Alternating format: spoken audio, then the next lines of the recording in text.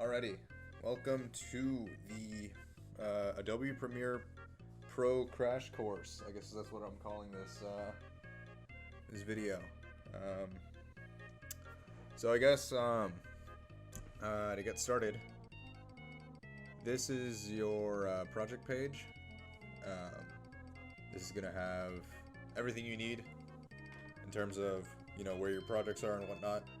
It's gonna be based off of what projects you have worked on recently, file sizes and whatnot. And there's a way you can set up where your projects are saved. I guess I could show you where I have mine. So I have one in my D drive, so I have multiple drives. An SSD, which is my C drive, which is my boot drive. Then I have my mass storage, which is my hard drive. Then I have my regular storage. I have two mass storage devices, and in my hard drive I have my Premiere Pro RAW files. So these are your Premiere Pro RAW files. They're going to be purple with, I guess I could zoom in. They're going to be a PR icon, and that stands for Premiere Pro. So yeah, that's where I save my projects, and they'll be in that folder. And those are usually, you can save that by, it's a way when you enter the application for the first time, it will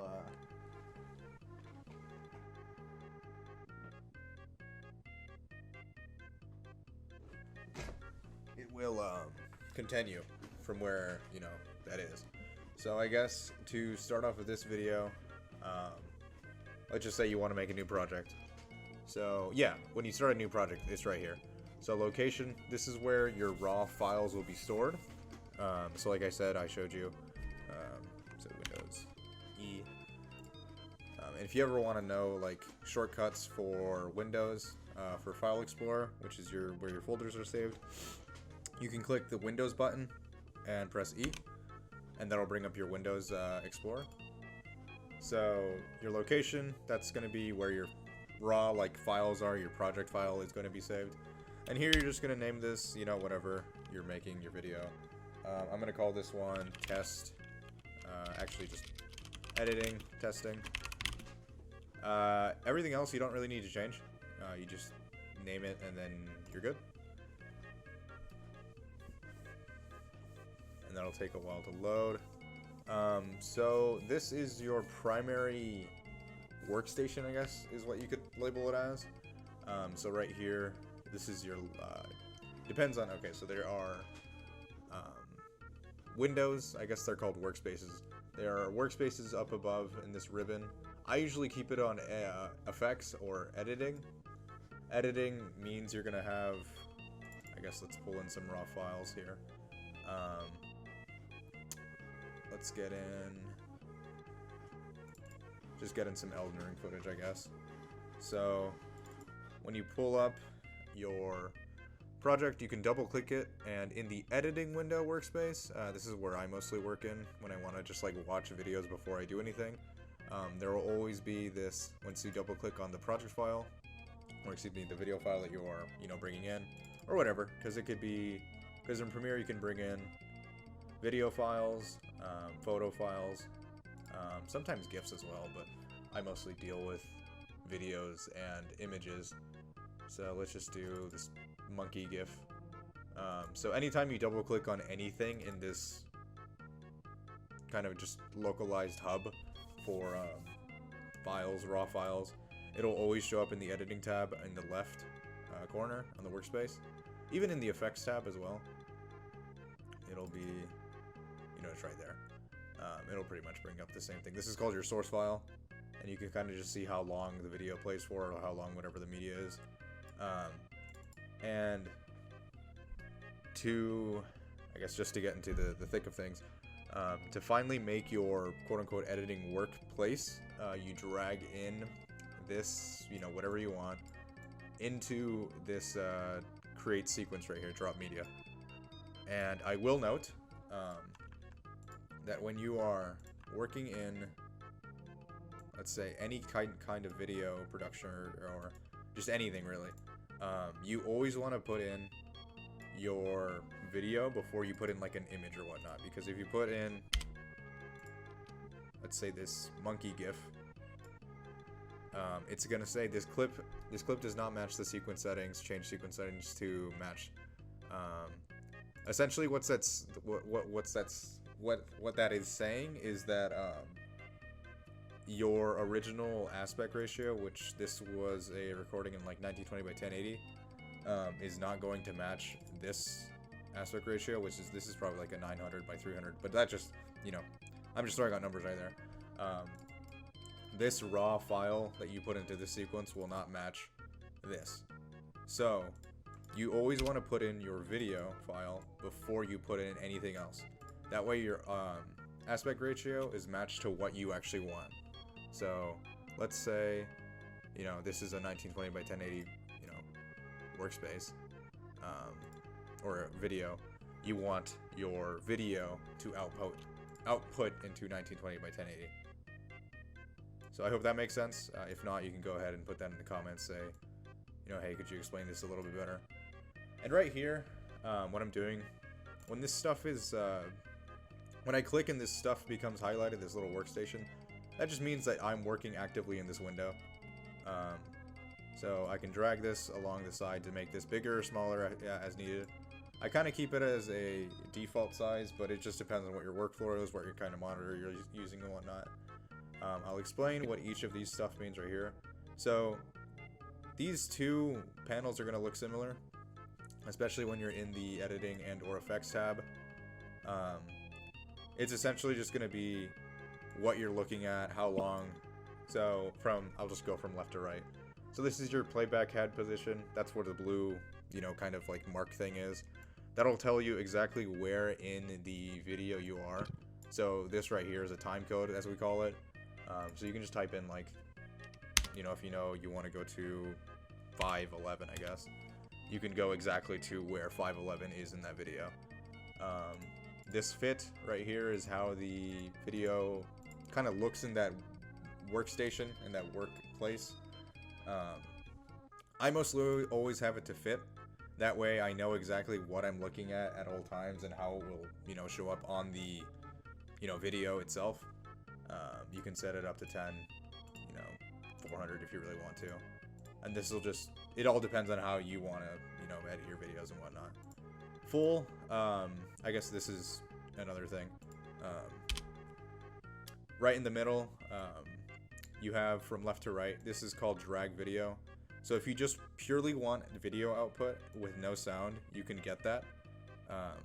And you can have that on a separate audio track. I'll explain what this bottom panel is once we get there. So this will be, again, just audio, if you just want specifically audio for that video. But in most cases you want both of them. And that's pretty much the same thing on this right end. Again, in the editing tab, it's going to pretty much look identical because you're going to have two of the same workstations. And I guess now we can work on to the bottom, the actual editing side of things. So this is your timeline. This is where you're going to do a lot of your work. And a lot of it is going to be just kind of come down to what you want to do in the videos. I guess I'll just explain the tools from, you know, top to bottom. Your selection tool, they all have keybinds. This is a keybind. I keep my keybinds relatively default. I don't mess around with a whole lot of keybinds. Your selection tool is pretty much just, you know, your pointer tool. You can just grab it, drag it, and do whatever you want with it. This marker is kind of just like, I personally don't use it. It's kind of just like to see where your track's going. Again, I don't use it a whole lot. I don't use a lot of these things. Mostly the ones I use are the scissor tool. I'm just gonna go with the ones that I'm familiar with. Again, I'm not an expert at this stuff. I can just, you know, teach surface level.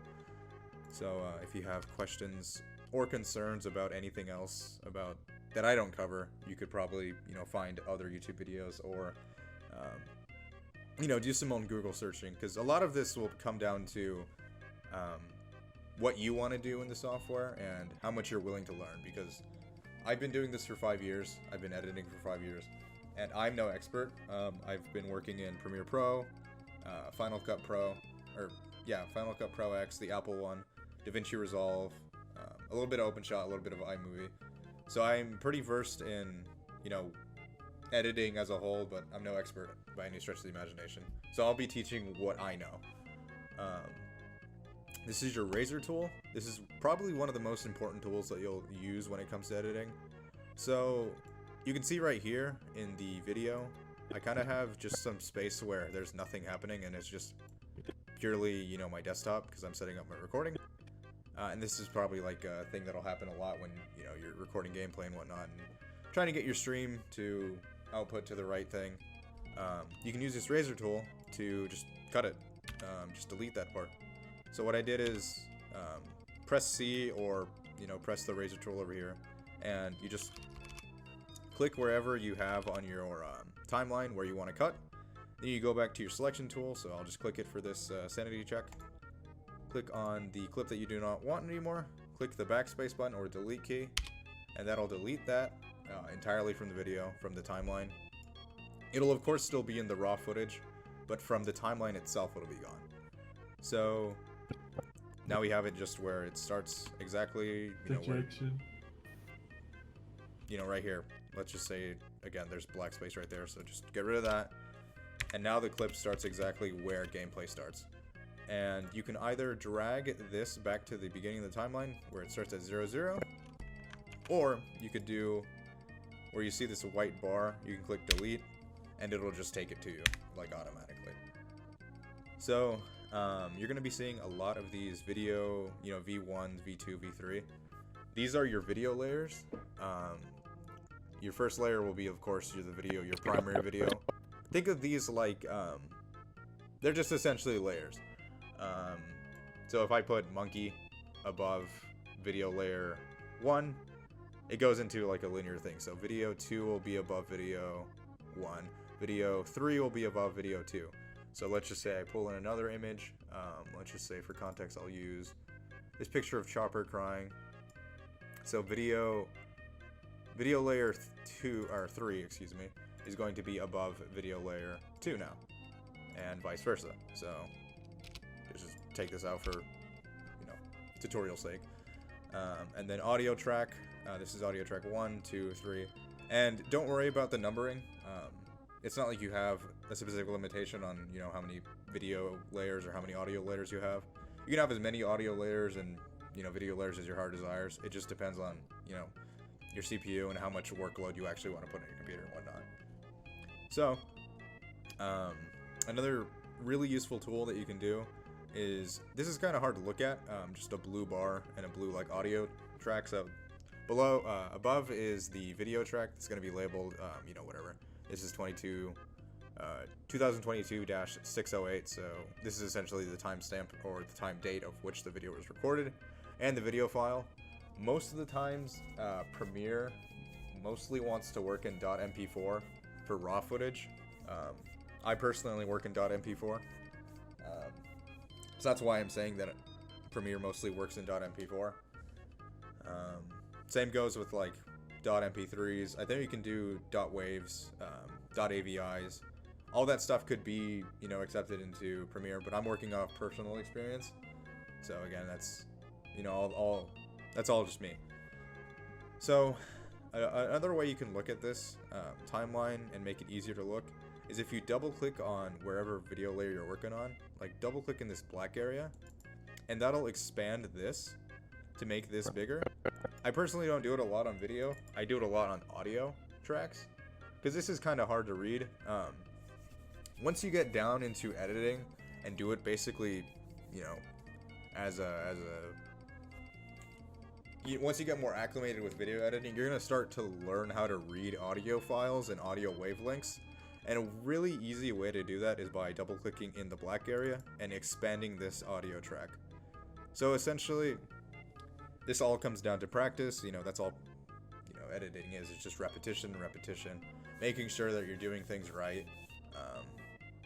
And you're not going to be perfect at it by any stretch of the imagination. I'm not perfect at it. So this, these like little blue waves that the audio track is showing, that's audio wavelengths. That's essentially anytime any audio is played in the video. So that could be, you know, gameplay audio, microphone audio, what have you. That's where that's going to be. So essentially you can scrub up here. So this is your, again, this is your playhead, this little blue thing. And this yellow bar is essentially meaning that the video has rendered properly in the timeline. Not every computer is the same. Not every, you know, version of Premiere Pro is going to work identical, I guess. I mean, it's going to try to, but, you know, it all depends on your CPU, all depends on your computer. And like I said, not every computer is going to be the same. So sometimes this will be, this bar, depending on your, you know, computer, will be red. And the video output or the video playback on the timeline will be choppy. That means it hasn't rendered properly. Again, that all depends on, you know, your computer, your CPU. So what you could do if you have that red bar is do a right click and it's a render and replace. In my case, I won't have to do that because yellow bar means that it's properly rendered in the timeline. But, you know, that's just something that you should know. It always, you know, depends on the CPU, it depends on the computer and whatnot. It's not like a broken record, but again, I have to reiterate that it depends on your computer. So I showed the scissor tool. This is the slip tool, again, a tool that I don't really use. Pen tool is one that you can use. It depends on your familiarity with, you know, audio control and whatnot. I use it for audio control.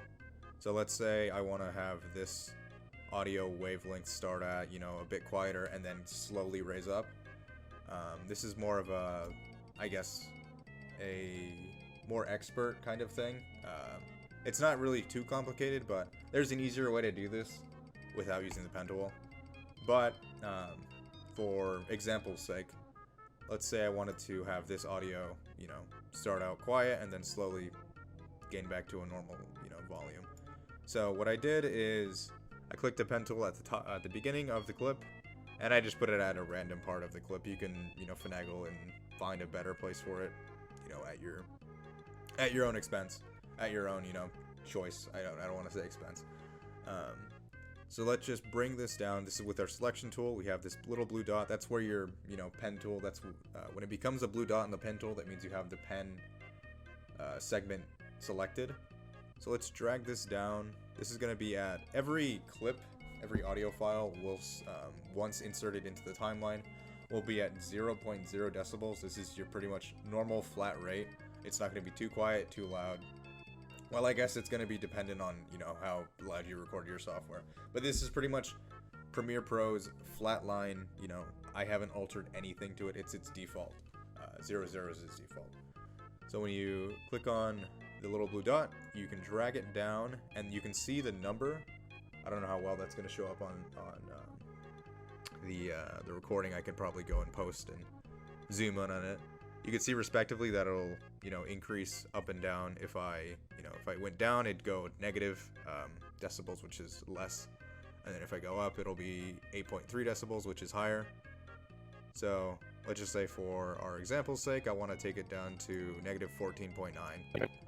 And you can hear that once I play it back. So I'll play back the video, and you can hear how the audio slowly transitions back up. Hold on, wait, I need to get a... So you can hear there that the audio itself is slowly getting, you know, louder. Anytime you do anything in Premiere Pro and you don't really like how it looks, you can always hit Control-Z, which will essentially redo what you just did. And I think you could do this up to a certain amount of, you know, redos. Don't try and, you know, hold the button Control-Z down or Command-Z, whatever platform or operating system you're using, because that could actually, you know, lead to things that you don't actually want to redo or, you know, undo. So just do that one at a time. That's from personal experience. And yeah, so your hand tool is not really sure what the hand tool does, honestly. I think it kind of just exists. Again, I don't really use it a whole lot. Your type tool. This is how you get font on the on your video or whatever. So let's just call this test font. So it'll go, I guess I will say, your type font or your font wherever will appear and will start wherever your playhead is. So you saw that. Let's just do it again. So you see that my playhead is at 230. I'm gonna type right here and say test. It's gonna start exactly at 230 and then go out, however long. So that's something to keep in mind. Another thing that's super important is when you're working in this timeline, sometimes it's gonna appear. Let's go back to a default. So that looks pretty small. That's a pretty like bird's eye view of your timeline. You can zoom in on it by pressing the plus and minus keys respectively. So plus is gonna of course make this into a more detailed timestamp Kodak kind of thing. This is if you want to get into the seconds, it'll split it off into seconds, respectively and whatnot. Minus will do the opposite. It'll make it more condensed. I personally work in a more detailed timeline. That way I can see exactly what I'm looking at and where I'm looking at in the timeline respectively. And that's again, you press plus or minus on the keyboards respectively. And this will all depend on your keyboard and how you set up keybinds. And then to the top of this timeline, you have these things called markers. These are super useful. So let's say I'm just watching the video and I want to add a text box or something like that right here on exactly 412. If I press M or if I press add marker, it'll add a green dot or a green triangle kind of looking thing exactly on where you set that marker. And you could you see that exactly in your timeline. So this is more for when you're watching the video playback, as you're editing, you can kind of just like say, this is how I use markers personally. I watch the entire video in the timeline and I add little markers saying, hey, I want to add an effect there, I want to add a graphic there. So let's say, for example's sake, I want to add a graphic exactly at 412 upon that marker. Just whatever graphic I want to add. That'll just be a reminder for me to be like, hey, I need to add monkey GIF at exactly this marker. And I guess another thing I could bring up is when you are dragging stuff into the timeline, you are sometimes going to see things that, I'm going to zoom in on these at post, but at the end of this, at the end of the clip of the video clip and the monkey GIF, you're going to see this little like black bar kind of go up above the timeline and these little gray things. It's kind of going to snap to where that ends. And that's a thing that Premiere does, is that you can snap clips together. That way there's a seamless transition. That way there's no black in between, like no black space or dead space. That could be, you can take that out if you want. To avoid that, you can just drag and kind of just press, you zoom in on it and kind of just like go about there. But this snapping is pretty convenient. So like I said, I want to put a monkey GIF exactly at that 412. And you can see as I approach the 412 green time, marker thing, it's going to stop right there and magnetize to it. That means it's exactly placed at that 412 marker. So you can see. Hold on, wait, I need to get a. You see the monkey appear, and that's exactly where I have my marker. And to delete that marker, you can just right-click it, and you can clear marker. It's right here. You can add marker, edit marker, and whatnot. So clear selected marker, and you could also, without using the timeline controls up here, you can just right-click from the playhead and say add marker, and then respectively clear marker or clear all markers. One thing I forgot to mention is that if you're working in an audio file or you're watching playback, I'm kind of a person that doesn't really like hearing myself speak, or just self-conscious about that. If I don't want to hear the audio that's playing in the timeline right now, I can click this mute button right here. It's this M, And this will make it so that the audio doesn't play while you're working in the timeline. The same goes for the video playback. Let's say, you know, just for some reason you want to listen to just the audio, or you want to see how an audio, this monkey GIF is gonna look. You can just click the eye drop, and that will make the, you know, whatever you have on that layer disappear or mute respectively. Alright, so that is the basic rundown of the timeline. As for transitions and whatnot, you can go to the effects window. This is why I mostly work in the effects window tab, is because your effects are pretty much always going to be on this effects ribbon page.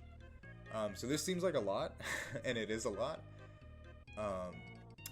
I guess for, you know, a more beginner kind of look in Premiere Pro, you can look at these effects as, you know, kind of just like, you can just play around with these things and see what you like. So for a beginner, when it comes to kind of transitioning between videos, I'm going to pull up another video that I have. That way I can show you what it will look like for, I'm going to pull up another video that I have. That way I can show you what it will look like for like a transition between whatever you have. So I should really organize this better. I'll cut this in post. Let's get another Elden Ring video.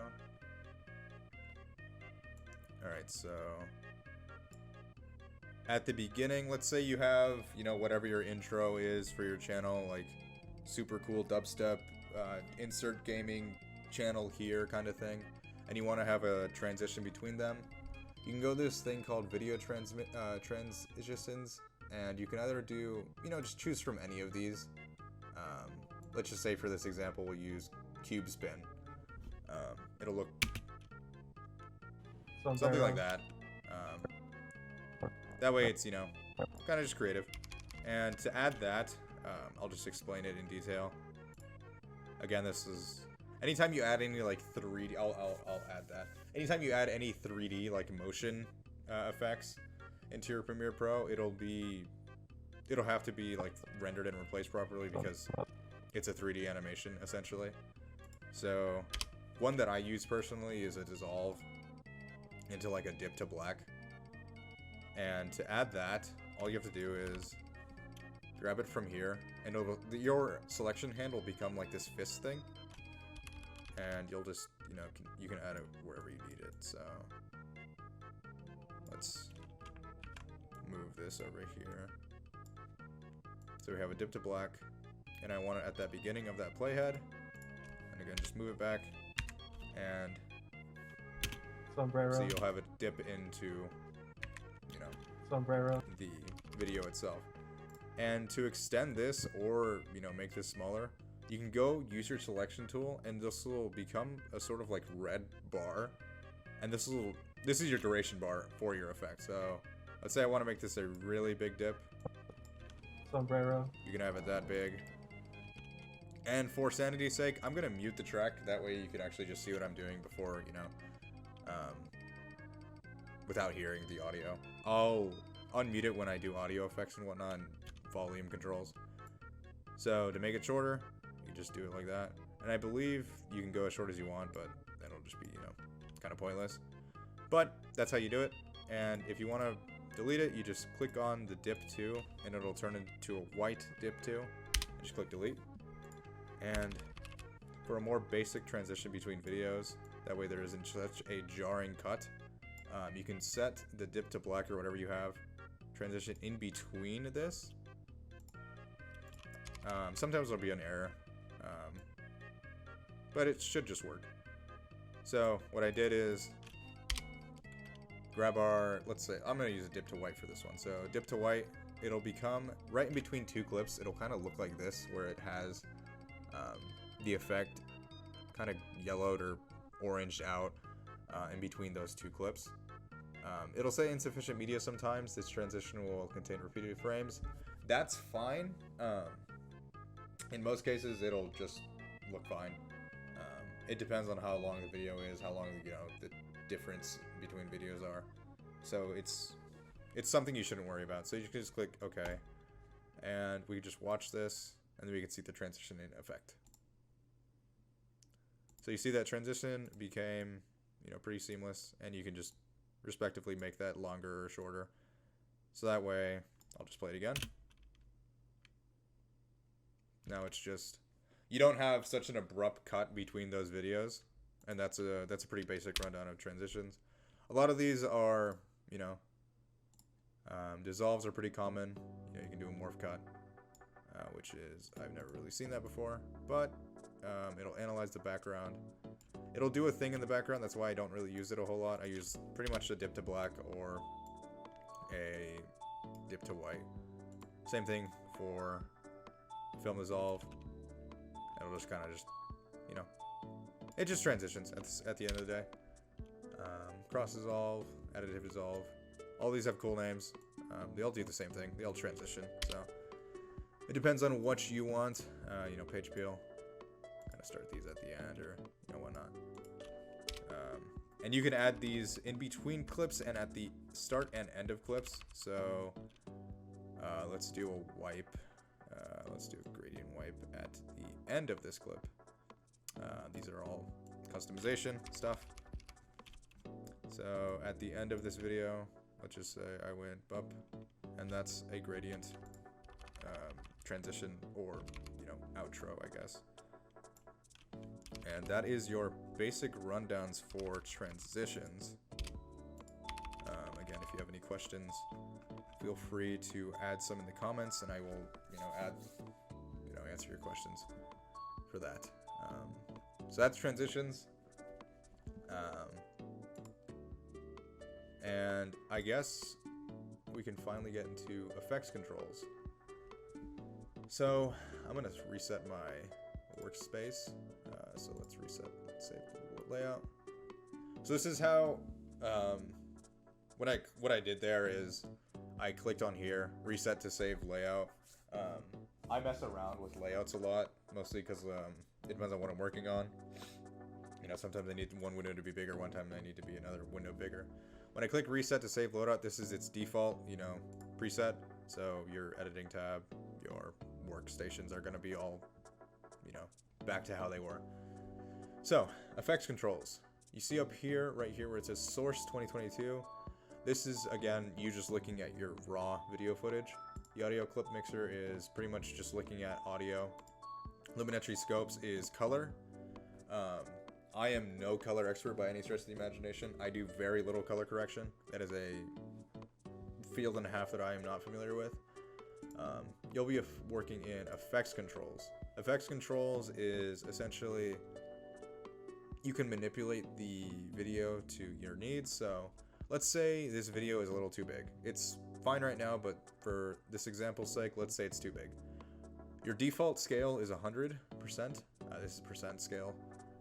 To make it smaller, you can either, type in 90, 80, 70 respectively, or you can click, and you see how my finger, my mouse cursor becomes this different, mouse cursor becomes a pointer with a right and left arrow. If I go right, it'll make it bigger, or zoomed in more, it'll make it, and if I go left with the mouse, it'll make it smaller, aka zoomed out more.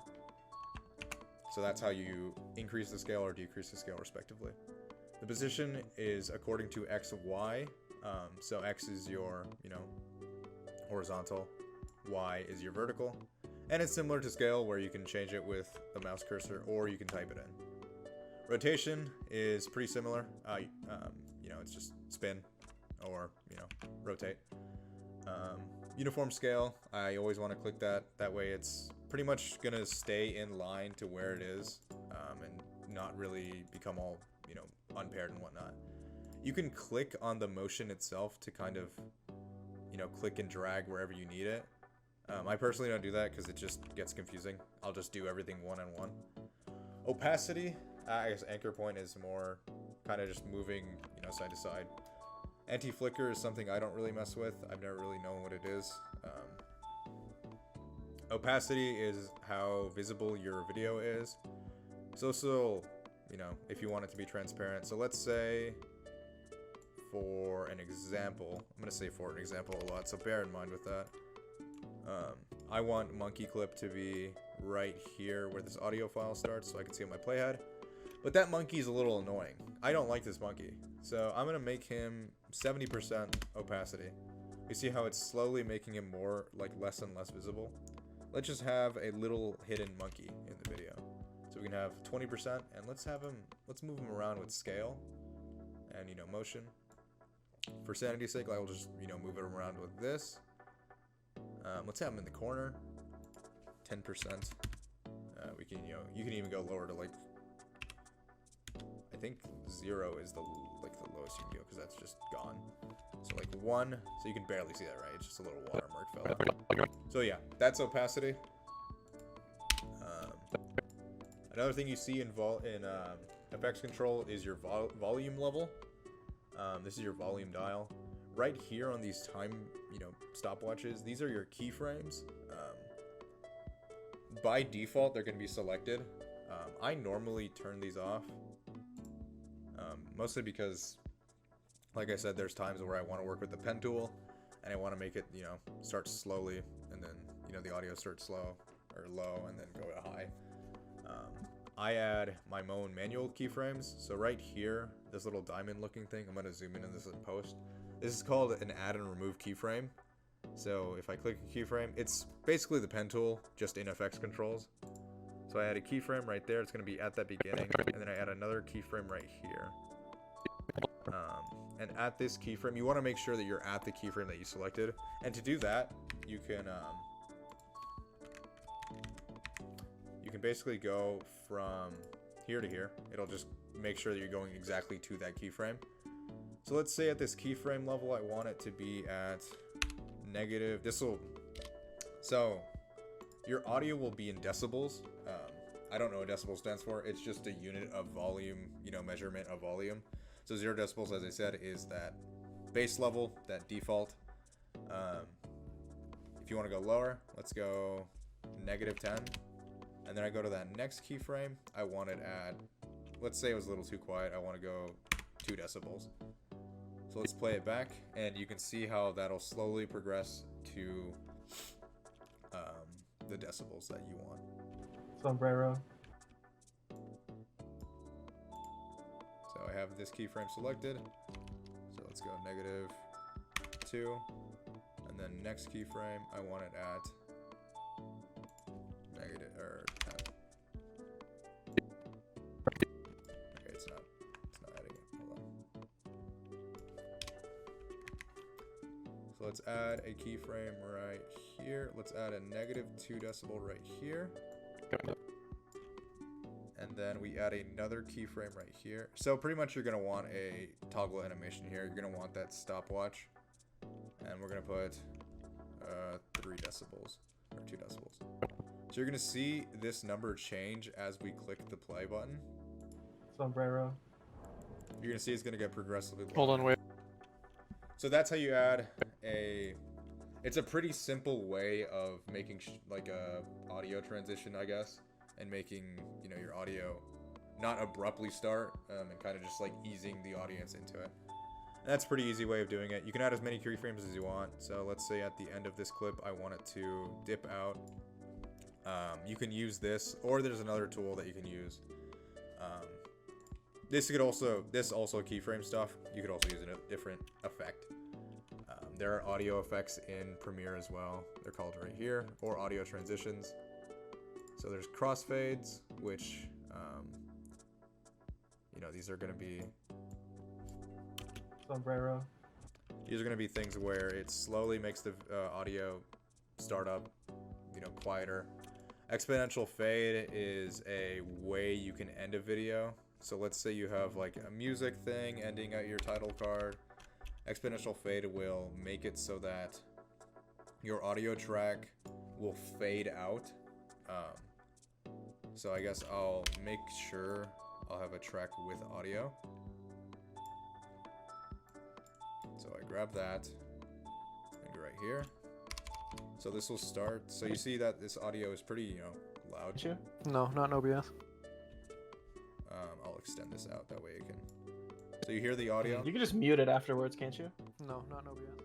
and you hear that fade. That's just an exponential fade. It's a pretty clean way to end videos. I use it a lot.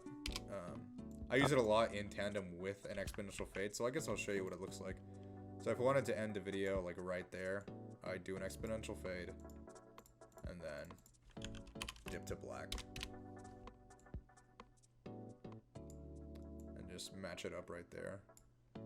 So You can just mute it afterwards, can't you? No, not OBS. You can just mute it afterwards, can't you? No, not OBS.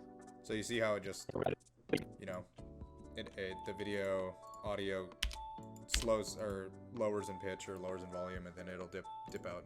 That's a pretty easy way of doing a video end transition rather than just ending the video abruptly. And then so that's pretty much a basic rundown of the effects controls. A lot of it will come down to, you know, kind of just playing around with it. Again, a lot of this will just be you messing around, or whoever messing around in the audio, in the software, and just seeing what works. So let's say I'm going to use everything I've learned in this tutorial and make a somewhat of a video with this footage that I have. This isn't any, you know, amazing footage or anything. So let's make a YouTube video, or, you know, whatever, with the video footage that I have right now. So I'm gonna start with a dip to black. So you can search, you can use the search bar up here, type in dip to black, bring that here, start the video, Sombrero. and you have, let's just do a constant power as well. That way we have Sombrero. a fade in there, and we can just watch the video. Hold on, wait. Add markers. Let's Wait, say I need to wanna get a- add a marker right here. Let's add chopper right there. But I'm gonna make him up here in the top right corner, and I'm gonna make him a little tiny guy, a little tiny chopper. And I'm gonna move him up in this top corner. But I'm also gonna make the opacity hidden, so he's gonna be a little hidden fella. A little hidden chopper. So I have chopper up there, and there's a cool little thing that you can do with opacity. You can have the little chopper kind of like dip in and out of reality. So let's have it at, again, this is going to be a keyframe, so I'm going to start at that beginning of that chopper clip. Excuse me. So you can go up here, add a keyframe right here. So let's say we want chopper to appear 0 right here. And then as the keyframe starts, I want him to slowly creep up. I can add a 5%. And then throughout the clip, he'll remain at 5%. But let's say I want chopper to slowly disappear back into, you know, the null void. I click 0 again, and you'll see. I need to get a. Throughout the duration, Make sure of you're not this clip, capturing a voice audio. You're only doing in-game audio. chopper will disappear. So that's a way you can make transitions of images or, you know, videos or whatnot. Back when I did video essays, I used to do this all the time, mostly because it just looks better than just having an image appear, you know, then disappear. So that was using keyframes. And let's say I want to make this part of the video louder. I can go into my volume controls, and it's right now at a -2. Let's make it a 10. It's gonna be loud, so I'm gonna shut up, and you can hear how the difference between it. Hold on, wait. I need to get a. Make sure you're not capturing a voice audio. You're only doing in-game audio. Okay, and let's say I like how this video looks, but I'm gonna ruin it by making it big and magnified. So I'm gonna make, whenever you want to make edits to a specific clip, I like using the scissor tool. Like, let's say I want to make these couple of seconds zoomed in, so this will only apply, my effect will only apply to this area that I have clipped and segmented. So I want to make this 250 zoomed in on my character's back. So as you can see, this clip is only originally at 100%, so it'll only be showing 100% of the, of the clip. It'll pretty much be at its normal aspect ratio, but as the video progresses, you can see it'll zoom in on my character, and then it'll zoom back out. So that's a way you can zoom in.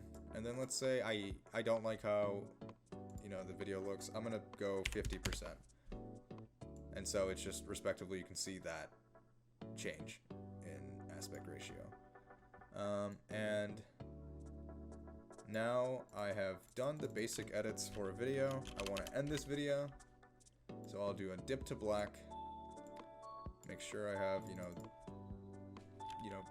kind of put the dip to black to wherever I feel is best, and have my exponential fade, which is a audio transition, correctly placed. And that would be a basic video.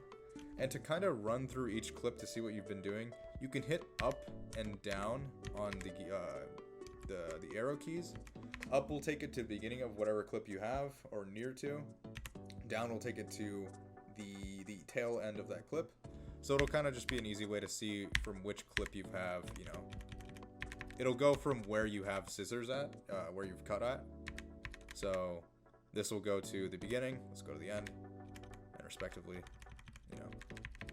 that's just an easy way of navigating through your clips. So let's just watch this video played back. I'll unmute myself, or unmute the video. We can kind of just watch what we did. Sombrero. Hold on, wait. I need to get make sure you're not capturing voice audio. You're only doing in-game audio. You can just mute it afterwards, can't you? No, not in OBS. All right, and let's say we have, a video file where it's showing my, desktop, I guess, or showing something that I don't want to see in the video. So let's bring in this audio. Let's just bring in this video file, and we'll start from here. Oh, and these things are called mark-ins. These will, on your timeline, these will kind of just, you'll see this entire gray bar. A mark-in essentially means it'll only play from where you have your first mark-in to your second mark-in. So I'll just show this in the demonstration. Nathaniel didn't, or Randy. So I clicked a mark-in at the beginning of the clip and to where my play had stopped, and that means that it'll only bring in whatever I selected. So let's say I just wanted that. It'll only bring in that. So you can bring that either in, with mark-in tools. Let's say I want this as well, and I want, so from here to here is where with the video I want. And you can just right click or bring that in, and it'll only bring in that video that you wanted with the mark-in tool. So yeah, that's how you can mark in and out stuff. I'm pretty sure that covers the basics of video editing. Again, this will all be stuff that it'll be kind of just learning by trial and error. You're not going to be perfect by any stretch of the imagination. You're going to be good at it. You're going to be master at it, one try. Audio levels, you can just kind of monitor. This is your right audio levels. You can just mute it afterwards, can't you? The higher, if it's going to be red, that means it's peaking. That means it's too loud. You kind of want it in this middle area. Not OBS. Just to see that it's, properly, it's not too loud, not too quiet. And for exporting to YouTube, what I do is I'm in my timeline, I click Control A, or you could do a drag and make sure all of your clips are selected. You can do a Control M, or if you don't want to do Control M, you can do File and go down to Export and Export Media. This is your export menu. The first thing I want to say is, this is the most important thing. When it says source range, you want to click entire sequence. That just ensures that everything that you have in your timeline is going to be, selected. And this export settings, you want an H.264. This is pretty much your standard for YouTube, or standard for any video thing. Preset, I used to have a preset specifically for YouTube. Pretty much what you could do is just high quality 1080p HD. This will just ensure that the video is at 1080p, you know, at the right aspect ratio for YouTube. This output name, you want to make sure that this is, you know, labeled properly. That way it's easier to find, and you know exactly what you're looking for. This will also set exactly where the video is saved to. So when you click on this will bring up File Explorer. Currently I have all my finished products saved in hard drive in a folder called Premiere Finished Videos. So let's just save this video as a file name, depending on whatever software you're using, you know, iOS or macOS or Windows. It'll look a little bit different, but the process is pretty much similar. So file name, let's name this test file, or you can name it whatever. This will be saved as an MP4. Premiere exports video as an MP4. Click save, and you want to make sure that these two are clicked. These two checkboxes are clicked. It's going to be called export to video and export to audio.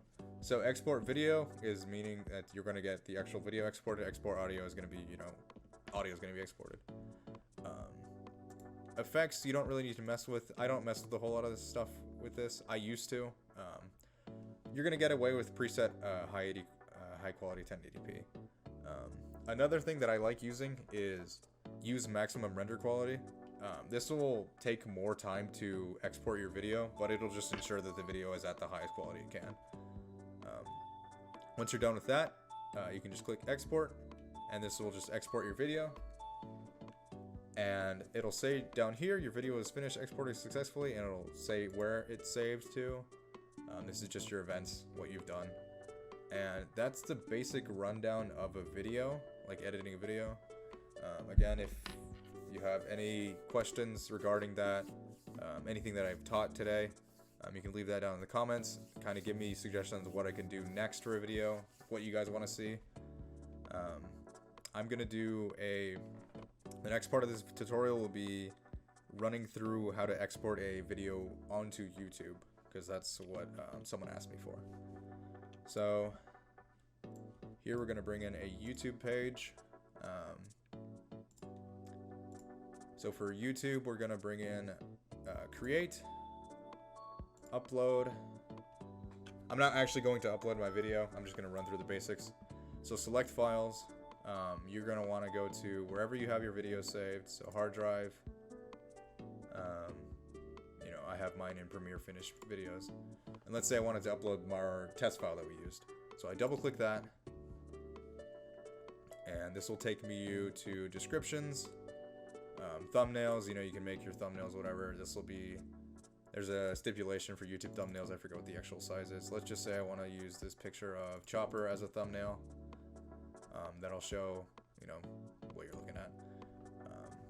Titles, of course, it's pretty much just name the video what you want to name it. Description, name, you know, use that. Playlist. In your YouTube channel, you can make playlist. On my own Comedy Compost, I guess I can show you what I have. On Comedy Compost, I have, I think, about like 2 playlists. So my playlists are awesome and trailer awesome. So that means it'll have 2, you know, playlists that I can upload to.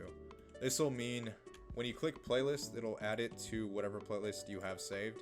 So let's say I want to save this to my Redbox playlist.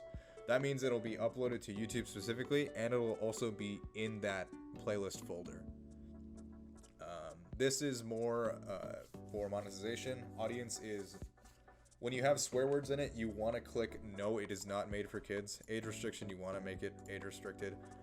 If you don't and YouTube flags it, it'll automatically be placed, and I think they take away monetization for it. You can see down here that the upload is done. It's processed in HD. Video elements, you can add subtitles. I don't add subtitles because that's a lot of work. Titles or cards are pretty much where you can just like put like, hey, check out this playlist, play at the beginning. Custom message, hey, check out this playlist. And then teaser, just like put music or something like that, and you can save that. Another card you can add is a channel card. Let's say, hey, check out Comedy Compost. He's pretty cool. just say, cool guy. Teaser text, awesome. And YouTube has their own studio now, where it kind of shows like a little timeline, and you can kind of just drag your cards wherever. So let's play this. It'll have awesome. Your awesome is your persona playlist. Scroll through. At the end of the video, you have your awesome, which is your comedy combos thing. Once you've done that, you can click save. Checks. Checks is essentially YouTube's automation for copyright music, or just anything copyright related. If it has a green check mark, that means you're good. That means there's no copyright issues. If there's going to be a hold on it, that means they have a potential issue, and sometimes your video won't be uploaded, or they'll upload it and it'll have no audio because it's copyrighted. Visibility. This is where your video is going to be published and how it's going to be published. Private means that no one can see it on your channel unless they have a link, unless it is the same thing. Unless it is essentially the same thing, but with private, no one can see it outside of the people who have access to it. Unlisted means that, I think on Social Blade, which is a third-party thing, people can see unlisted videos, but they can't watch them. Public means that everyone can watch it. Set in instant premiere means that it'll just go into YouTube Premiere. And premieres usually do well at first, but once the premiere is over, it kind of tanks your analytics, so I wouldn't recommend that. Scheduling, I personally schedule my videos mostly because I just like seeing, my video go out at a certain time. That way my audience, or whoever's watching, knows exactly when the video is going out. You can set this as an instant premiere. Let's say I want to set it on my birthday, December 15th at 10:30 p.m. and that'll schedule it exactly at that.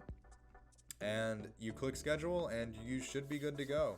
And if you don't want to schedule it and just publish it immediately, you go save and publish and just go public. Public will just instantly publish the video. And that's pretty much the rundown of how to make a YouTube video from start to finish. Again, if you have any questions, please leave it down in the comments below. Do not feel afraid to ask any questions. There are no stupid questions when it comes to Premiere. I will be more than happy to help you in video creation, and just any questions you have, feel free to ask them down below. And with that, I think that ends this video. You guys have a good rest of your day.